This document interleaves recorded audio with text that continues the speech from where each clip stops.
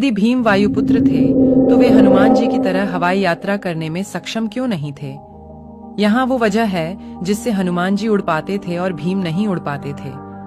हनुमान जी को वायु से वरदान प्राप्त था, जिन्होंने उन्हें उड़ने की क्षमता प्रदान की। यद्यपि भीम भी वायु के पुत्र थे, लेकिन उन्हें ऐसा कोई वरदान नहीं मिला।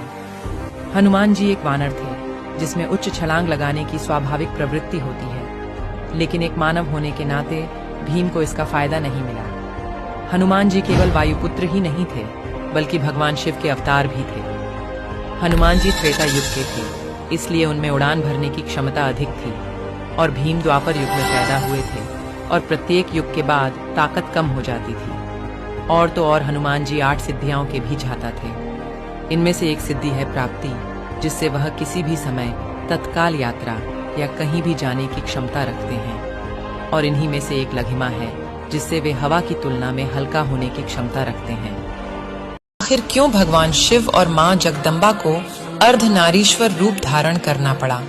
परमात्मा ने अर्धनारीश्वर रूप इसलिए धारण किया ताकि ये सिद्ध हो सके कि उनके सारे स्वरूप एक समान हैं, उनमें कोई भेद नहीं है।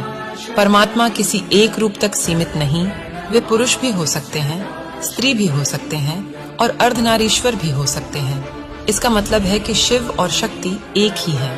वे लीला मात्र के लिए दो दिखाई देते हैं, परंतु भगवान शंकर और मां जगदम्बा एक ही हैं। गरुड़ पुराण का सबसे महत्वपूर्ण संदेश क्या है?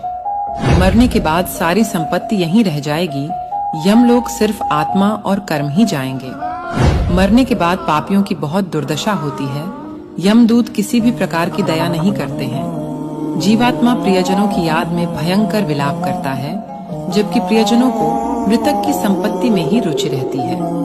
मरते समय सारे अच्छे बुरे कामों का सिंहावलोकन होता है। यमराज के सामने हमारे कर्मों की गवाही देने के लिए श्रवण एवं श्रवणी नामक देव उपस्थित होते हैं। अब भी समय है, अच्छे काम करिए, दूसरों का सम्मान करिए, नहीं तो भयानक नर्क भोगने के लिए तैयार रहिए।